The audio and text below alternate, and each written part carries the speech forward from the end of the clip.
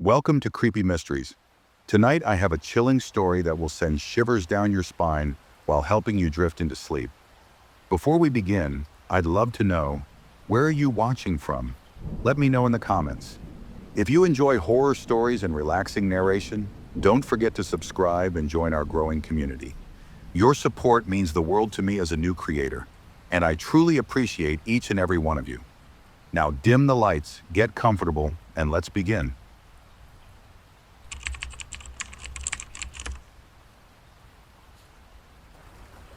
I've been working as a subway train operator for the past 6 years.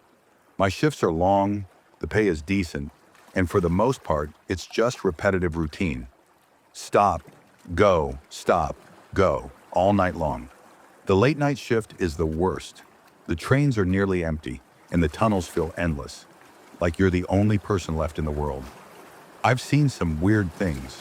Drunks passed out in their seats, people talking to themselves, the occasional rat scurrying across the platform. But nothing ever really scared me until last week.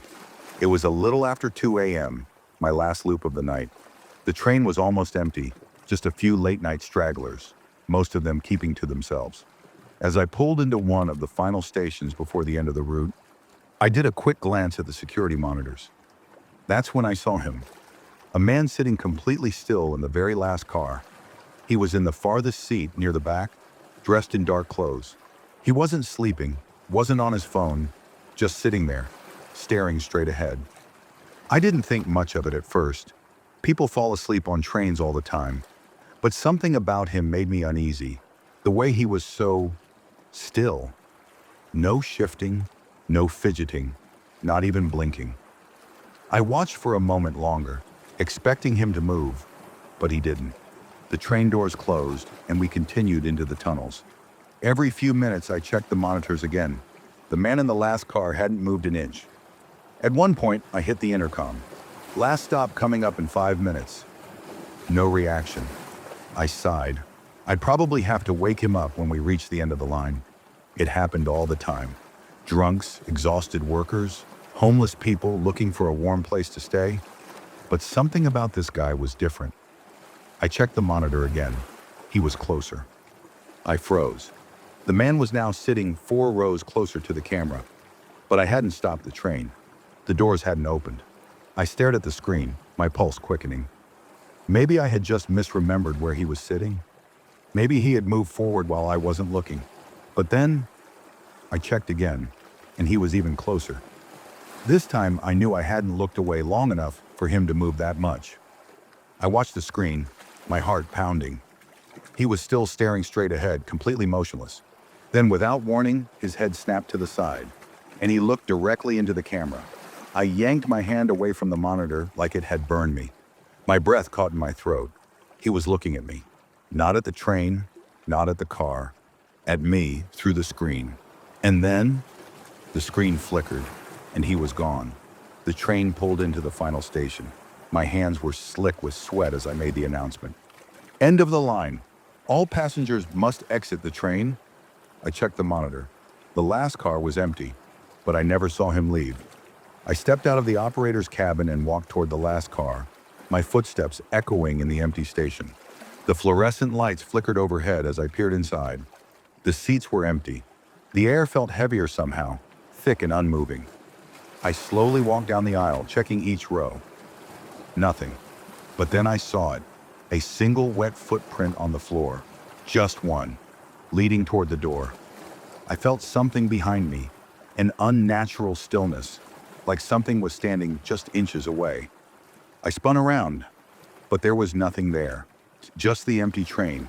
But as I turned to leave, the intercom, which I hadn't touched, crackled to life. A voice whispered, distorted, broken, like it was coming from deep underground. Next stop, the last stop. The train doors slammed shut behind me. I didn't sleep after that shift.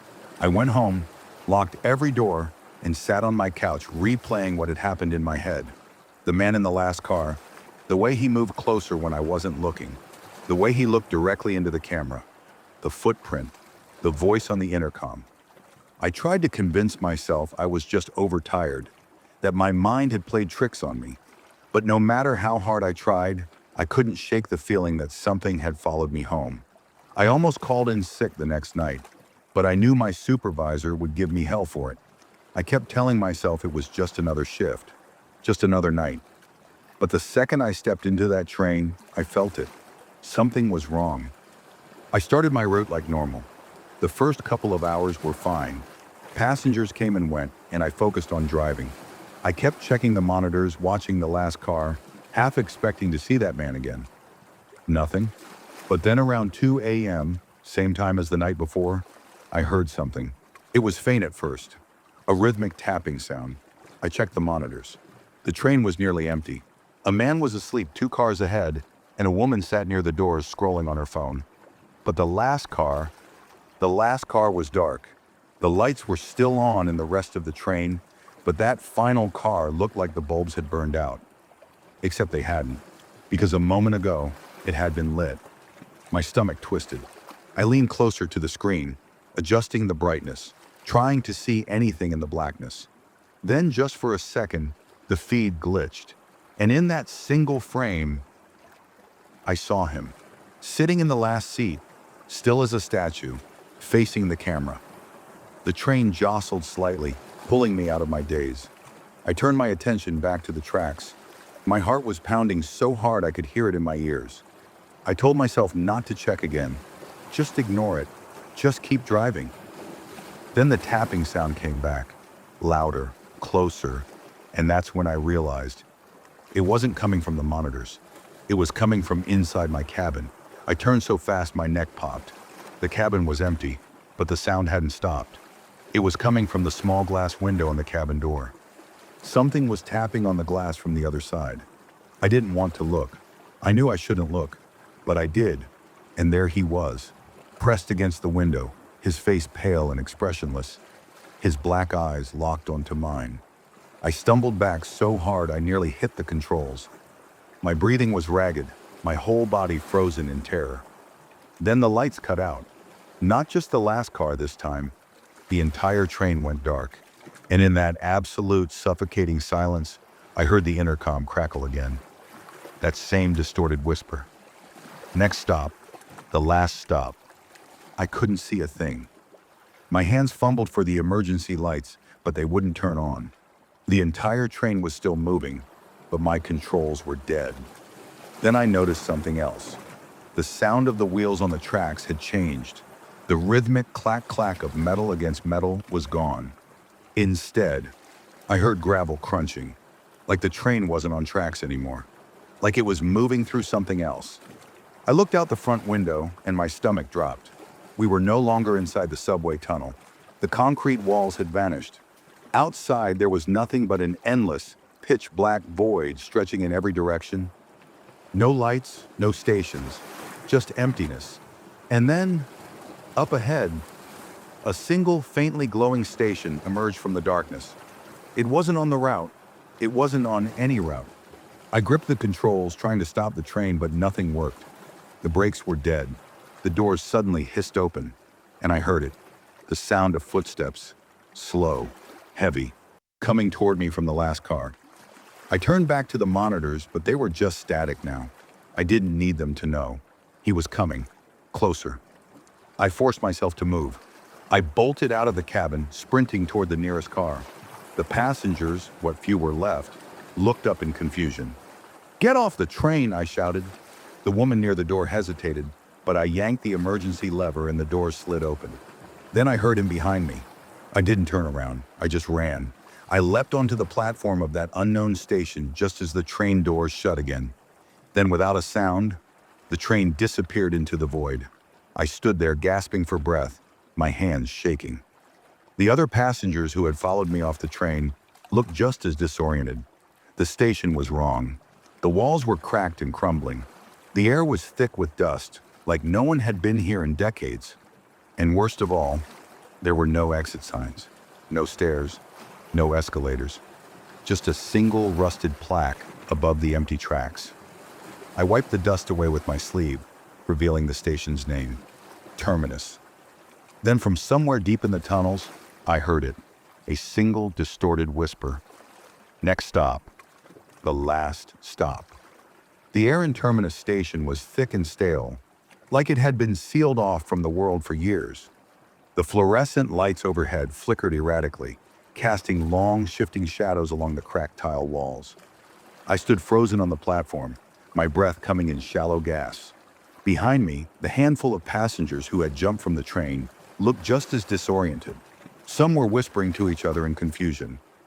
Others just stood there staring down the empty tracks. But I wasn't confused. I was terrified, because that train should not have disappeared, and this station should not exist. I turned back toward the others, trying to collect my thoughts. "Does anyone know where we are?" I asked, my voice barely steady. A man in a business suit shook his head. "This wasn't on the map." The woman with the phone, the one I had seen before, frowned. I take this train every night. There's no terminus station." I looked around again, hoping for some sign of an exit, a stairwell, an emergency ladder, anything. But there was nothing. No turnstiles, no escalators. Just the crumbling walls and the long, empty platform stretching into the distance. Then, the lights flickered, and for half a second, the station changed. The tiles were no longer cracked. They were stained with something dark, something red. The overhead lights weren't fluorescent bulbs anymore. They were dim, buzzing lanterns, barely casting enough glow to see a few feet ahead. And the walls were moving. Something shifted inside them, something that made a wet, sickening, squirming sound. Then the flickering stopped. The station was normal again, except now, the other passengers were gone. I felt my stomach drop. There had been 6 other people on this platform with me just seconds ago. Now I was standing here alone. I spun around frantically, searching the platform, my heart slamming against my ribs. "Hello?" My voice echoed down the empty station. Silence, then a noise. A low, distant sound coming from deep inside the tunnel. At first I thought it was the train coming back, but as it grew louder I realized it wasn't wheels on tracks, it was footsteps, heavy, deliberate, coming from the darkness. I backed away from the tunnel, every instinct screaming at me to run. But where? There was nowhere to go. Then the lights flickered again, and this time they didn't come back on. I was plunged into absolute blackness. My breathing was ragged. I fumbled in my pocket, pulling out my phone, my hands shaking so bad I almost dropped it. I turned on the flashlight. The beam cut through the darkness just enough to reveal the empty platform ahead of me and the tunnel behind me. I didn't want to look, but I had to. I turned the flashlight toward the tunnel entrance. The second the light hit it, the footsteps stopped. Silence, the tunnel was empty. But I felt it. Something was there, watching me. Then, from deep within the darkness, a whisper. "You brought me here." My entire body locked up. The voice was wrong, distorted, layered, like multiple people whispering at once. And it was close. I took a shaky step backward, my flashlight still aimed at the tunnel. Then something moved. A shadow peeled itself from the darkness, stepping just close enough that I could see its face. It was him, the man from the last car. Only now, his face was wrong. It was stretched, too long, like his skin didn't fit right over his skull. His eyes were too dark, too deep, like twin black holes swallowing all the light. And his mouth wasn't moving, but I could hear his whisper inside my head. "You shouldn't have looked." Then the lights flashed on. For just a split second, I saw what was really standing there. It wasn't a man. It was something else. Something wearing his shape, like a hollow puppet stretched too thin.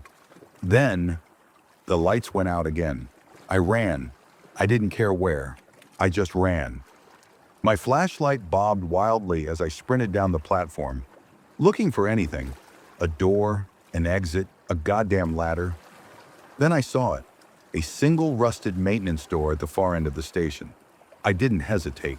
I grabbed the handle and yanked. It didn't budge. Behind me I heard the footsteps again. Slow, deliberate, getting closer.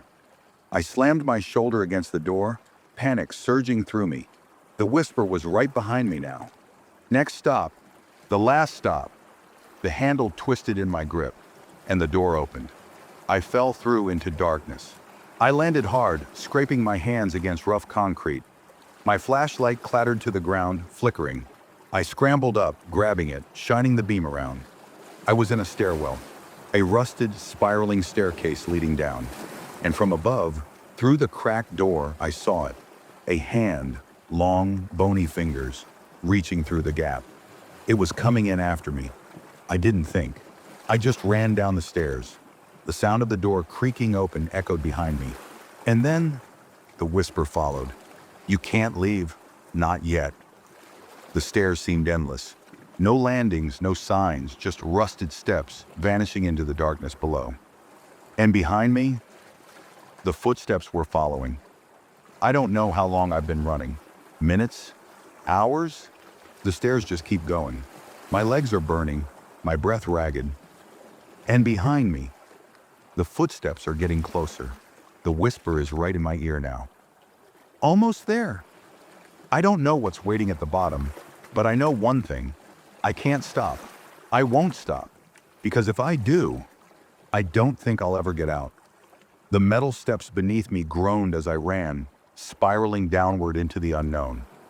My breath was ragged, my legs screaming with exhaustion.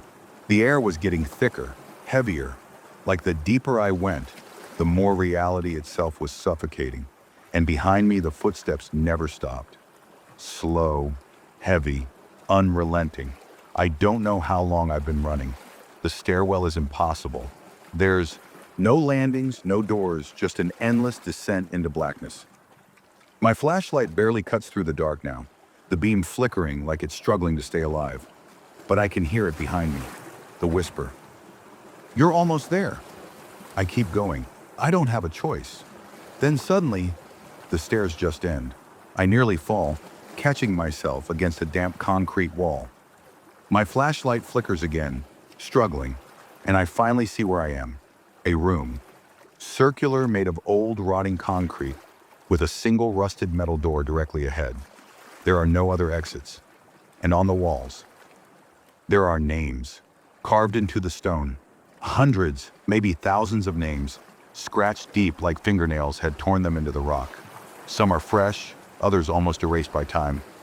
Then I see it, my own name, carved right at eye level. The second I see it, the whisper laughs. Low, broken, wrong. I spin toward the staircase, but it's gone. Where the stairs should be is just a solid concrete wall. I press my hand against it, feeling my stomach drop. I was just on those stairs. I was just running down them. But now, there's no way back up. I turn back toward the rusted metal door.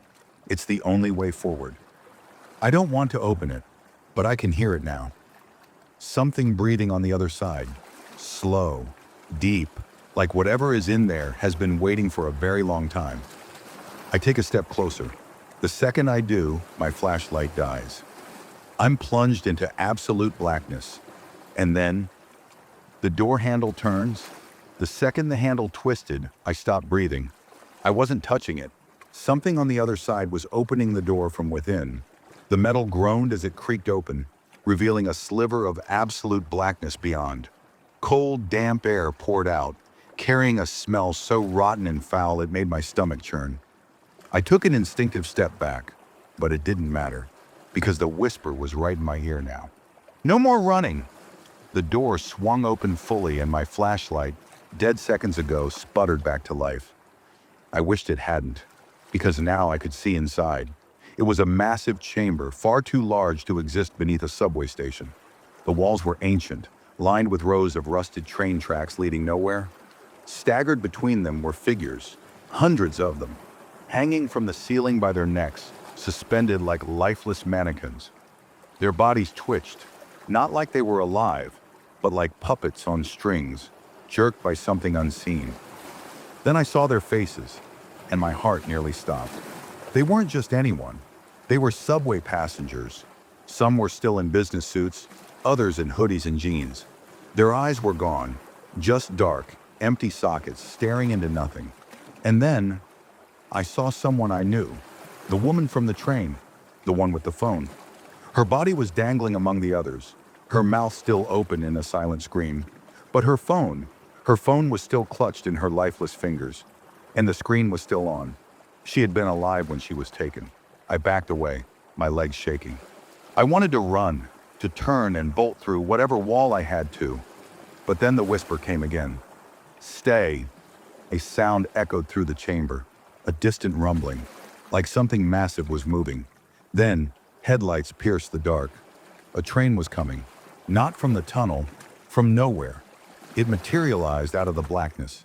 An old subway car, the kind that hadn't run in decades. The windows were fogged over, but I saw shapes inside, shadows pressed against the glass. The train screeched to a halt in front of me. The doors slid open, and the whisper said one final thing. Last stop. I was shaking so bad I almost dropped the flashlight. The train was waiting for me. The hanged figures twitched above me. And something deep inside me knew. If I got on that train, I was never coming back. But if I didn't, what else was down here? I looked at the open doors. The train's interior was dimly lit, but I could see movement inside, shifting shadows waiting. Then I looked back at the hanging bodies.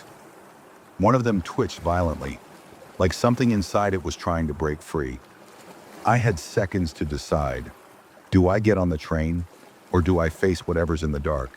And then, the doors began to close. I had seconds to decide. My legs felt like they were frozen in place, my body refusing to move.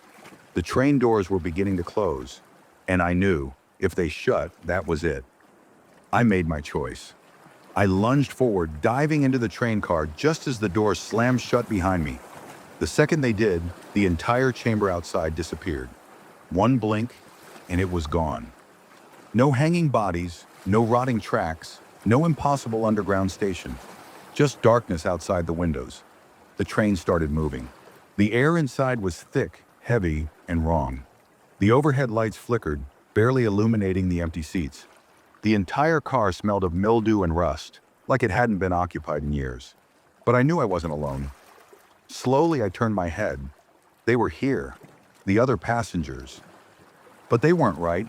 They sat completely still in the seats, their heads tilted at odd angles, their eyes locked onto me.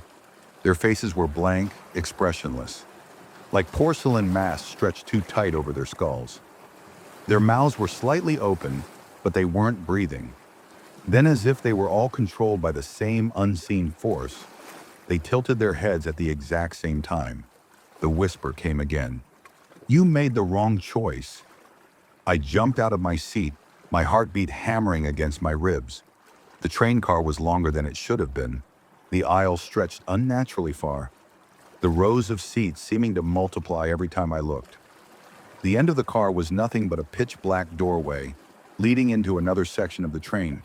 And something was standing in that doorway. A shadowed figure, taller than any human should be, its body stretched and distorted like it had been reshaped to fit inside this space. It had no face, just a black, empty void where its features should have been. And then it started walking toward me. I turned and ran. I bolted down the aisle, pushing past the unmoving passengers. Their heads snapped to follow me as I passed. Their eyes locked onto me even though their bodies never moved. The train felt like it was stretching, warping. The door at the end of the car never seemed to get closer. The whisper filled my ears, overlapping voices laughing now. You can't leave. My chest was burning, my lungs screaming for air. I reached the far end of the car and slammed my hands against the metal door, trying to force it open. It wouldn't budge. Then I felt it. Something cold wrapped around my wrist. I didn't want to look. I had to. I turned my head just in time to see one of the passengers, the woman with the phone, gripping my arm. But she wasn't lifeless anymore. Her mouth was stretching open, wider than should have been possible, revealing a black void that sucked the light from the room. And then, the train stopped. The lights went out.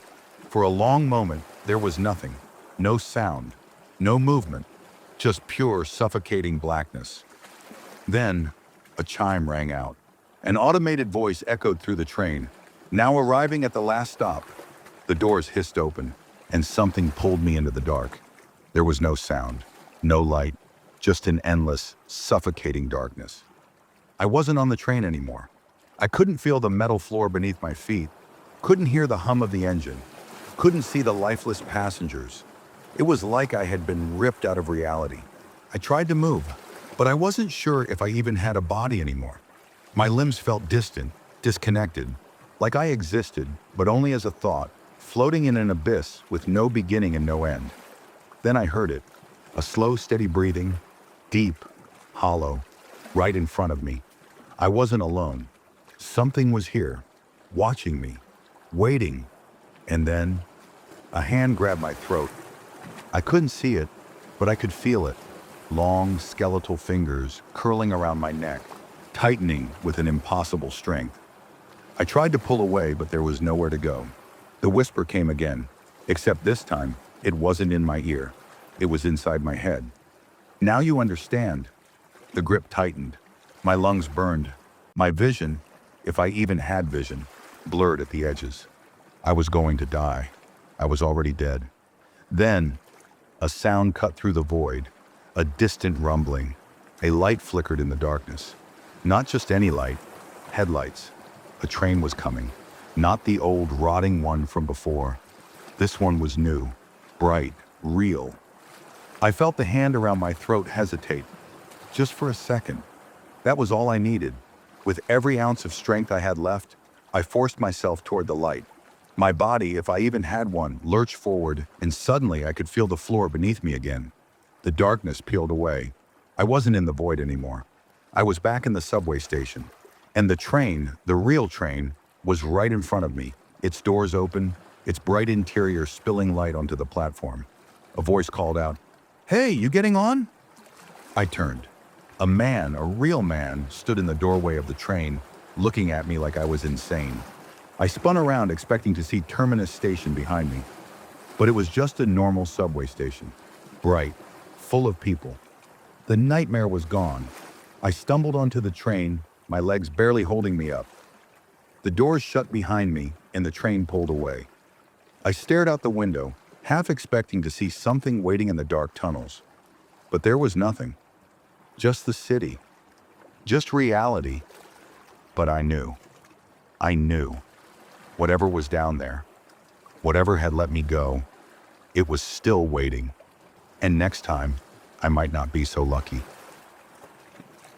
I don't know what really happened that night, whether it was a hallucination, a nightmare, or something far worse. But one thing I do know, something is down there, waiting, watching. And if you ever find yourself alone on the subway, hearing whispers from an empty train car, don't get on, because you might not make it back. If you enjoyed this story and want to hear more terrifying experiences like this, make sure to hit that like button and subscribe for more horror content. Let me know in the comments. What would you have done in that situation? Thanks for watching, and remember, sometimes the scariest things aren't the ones you can see.